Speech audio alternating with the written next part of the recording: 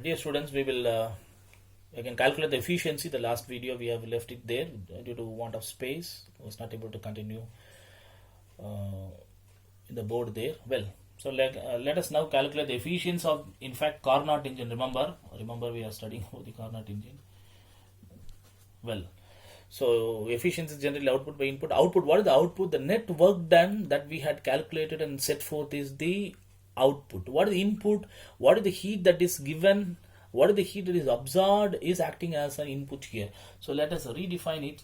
Efficiency is equal to net work done. We have already calculated that RT1, right? Log of V2 by V1 minus RT2 log of V2 by V1. So this is the net work done we have calculated, and we have understood that RT1. So let me rewrite for you. RT1 log of V2 by V1 minus RT2 log of V2 by V1, and this is the net work done, in fact. Okay, so divided by input. The input is corresponding to the process where the amount of heat was originally absorbed, and that is nothing but the first term where H1 we have said, no, that is the input. So H1 is the amount of heat absorbed, no? So that happened during the isothermal process, so which is corresponding to this equation here. So therefore I would write down that as the denominator here. That's it. So this is what it is. So in our understanding, we would, if we want to write it differently, this is H1, the heat absorbed, minus H2 in the next isothermal process, the heat is rejected to the sink, and then divided by input is again what is the heat that is absorbed, H1, right? So that's it,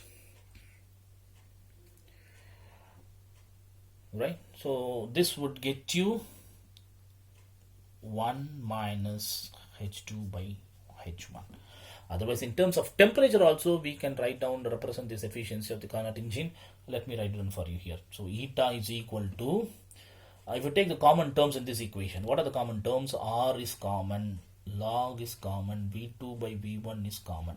So therefore what you have inside here is T1 minus T2, right? On the denominator side, if you calculate what is the common, or if you find out what is the common, R log of V2 by V1. So you'll find what is remaining is T1. So this would cancel. So what is left over would be T1 minus T2 by T1. Otherwise, this can be simply 1 minus T2 by T1. So this is the efficiency of the Carnot engine, and thus we have completed the whole topic of Carnot cycle, and we have determined at the end the efficiency, which can be written like this, that eta is equal to 1 minus T2 by T1. Thank you for listening to me all my videos.